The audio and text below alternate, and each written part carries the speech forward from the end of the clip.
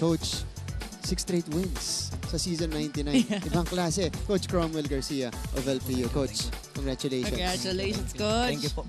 Coach, you've already equaled your number of wins from season 98. Gusto ko malaman what's going through your head right now, especially you have this undefeated start. Kumbaga, hindi nyo na-meet yung expectations, na-exceed nyo yung expectations from the Lady Pirates this season.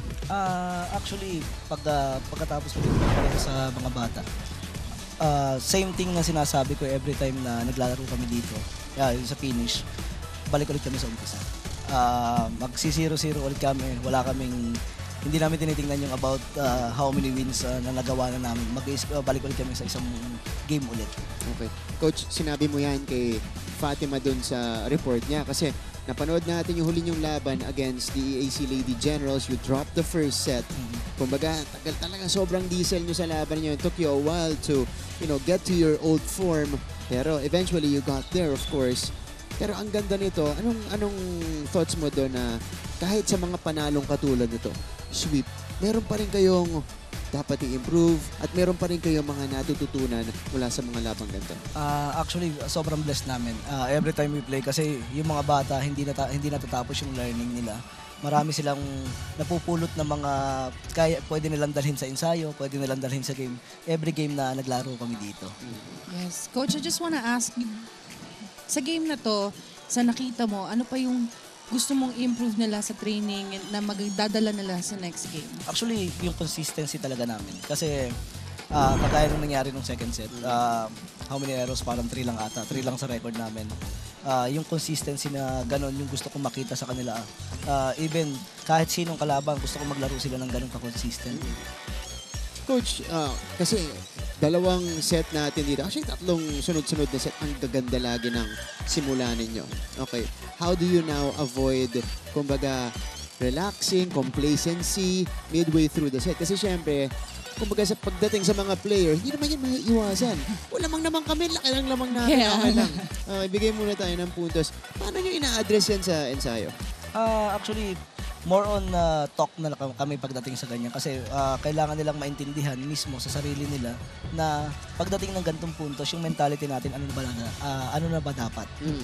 Nasa na ba dapat tayo? Nasa endgame na ba tayo or nandito pa lang tayo sa starting ng game na to? Oh, kasi coach, nakita mo dito yung kakayahan ng team mo. Lalong-lalo na, yung second set na yun. 3 errors lang. Okay, that's, I think, peak LPU team that we just saw there. Kanina, coach, nung nakakabalik itong JRU, kamusta? Na-stress ka ba? Anong pakiramdam mo? Actually, Hindi naman. Sabi ko, yung tiwala naman sa mga tiwala. bata. Okay. Isang buo na nanto doon kasi alam ko yung capabilities nila para bumalik din. Oh, at nakabalik naman dito, Coach Cromwell. And kanina si Fatima, minention niya na kayo, again, hindi nyo tinitignan yung schedule. In fact, kami yung nag-i-inform sa inyo na ito yung schedule nyo, coach, ha?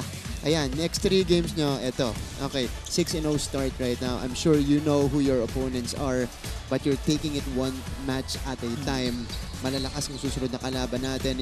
All of the teams, they belong at the top half of our team standings.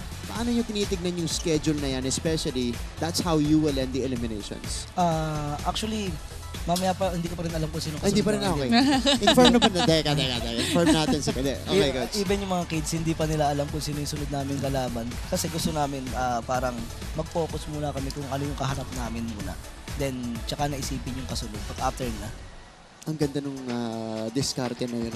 Coach, hindi nyo tinitignan yung schedule kahit binibigyan sa inyo. Actually, nakapost sa office namin. Post. Okay. Okay. Pagdadaanan daw nila, Coach, pipikit na lang sila. Ay, schedule! Hindi ko talaga siya nakikita, hindi ko binabasa. Okay. Coach, gusto kong pag-usapan natin kasi susunod natin kakausapin mamaya ni Fatima, si Heart Bio. Bihira natin makita mag-power hit itong si Heart. Ngayon pinakita niya sa atin. Nakadalawa yata. Yes. Si Heart dito na medyo may karga yung atake. Instruction mo ba yan? Napakita mo naman. Konti lang. Reveal mo ng konti yung power mo. Actually, diskarte niya yun.